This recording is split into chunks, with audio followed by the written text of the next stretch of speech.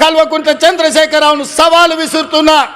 ఈ దేశంలో స్వతంత్రం వచ్చినప్పటి నుంచి ఏ రాష్ట్రమైనా 10 నెలల్లో 25 రోజుల్లో 22,22,062 రైతు కుటుంబాలకు 17,869 కోట్ల రూపాయల రుణమాఫీ చేసిన చరిత్ర ఈ దేశంలో ఉన్నదా అని నేను అడుగుతున్నా.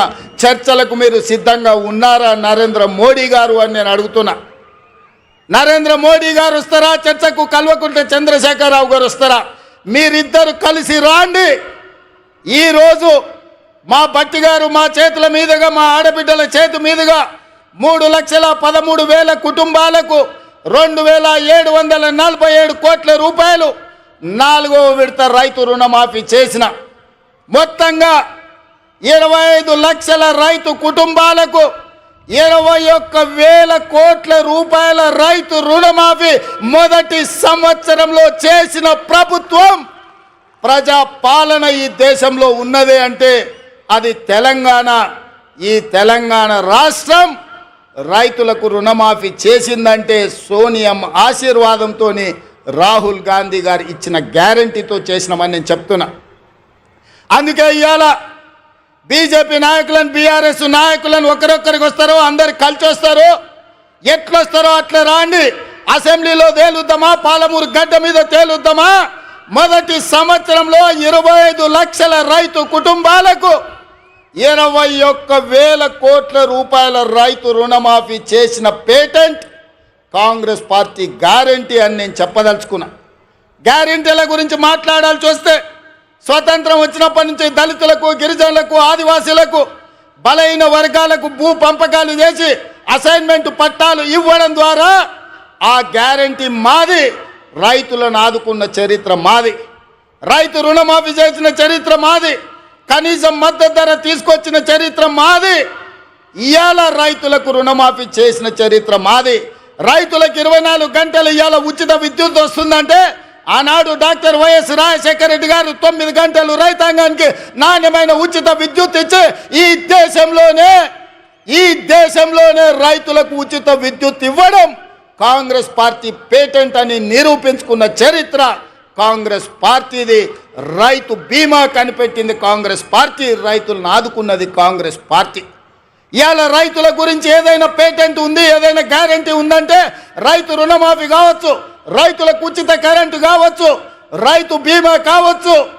ఇవాళ రైతులను అన్ని రకాలుగా ఆదుకున్న కనీస మద్దతు ధర కావచ్చు. ఇవాళ రైతులకు 500 రూపాయలు బోనస్ ఇచ్చి వరి పంటను పండించిన చరిత్ర ఇవాళ కాంగ్రెస్ పార్టీది. ఈ పేటెంట్ అంతా మాది కాదా అని నేను అడుగుతున్నా. దీని మీద చర్చించడానికి మేము సిద్ధంగా ఉన్నాం.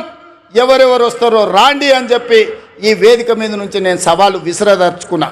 అందుకే మిత్రులారా, ఇవాళ 70 సంవత్సరాల తర్వాత ఈ జిల్లాకు మనకు అవకాశం వచ్చింది. మన ప్రాజెక్టులు ఇంకా పడా ఉన్నాయి.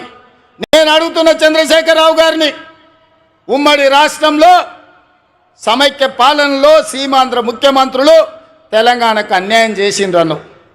మరి తెలంగాణ వచ్చిన తర్వాత మీరెట్లా అన్యాయం చేసిండ్రా అని నేను అడుగుతున్నా. నువ్వు కరీంనగర్లో ఓడిపోతాని వలస వచ్చి పాలమూరు జిల్లాకు వస్తే, పాలమూరులో మీకు ఊరు లేకపోయినా, పార్లమెంటులో మీ నోరు లేకపోయినా 2009లో పార్లమెంటుకు గెలిపించి పంపించింది, పల్లకిలో మోసింది మేము కాదా?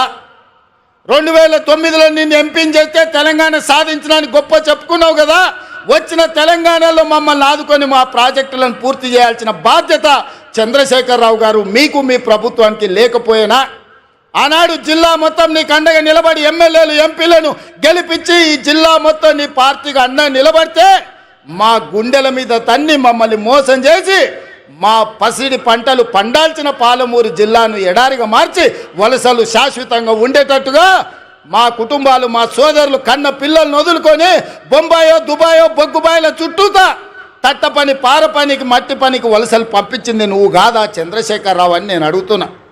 ఇన్ని పాపాలు చేసిన నువ్వు పూర్తి చేయని పాలమూరో, కల్వకుర్తో, నారాయణపేట, కొడంగల్ ప్రాజెక్టులు మేము చేయాలనుకుంటే ఇవాళ నారాయణపేట, కొడంగల్ ఎత్తిపోతల వద్దే వద్దు, మక్తల్కు నీళ్ళు ఇయ్యనే వద్దు అడుగుతుండు. నేను అడుగుతున్నా, ఇవాళ మా జిల్లాకు ఒక అవకాశం వస్తే 70 సంవత్సరాల తర్వాత కనీసం మమ్మల్ని వాడొచ్చి వీడొచ్చి పాలమూరును దత్తత తీసుకుంటున్నా అనేవాడు.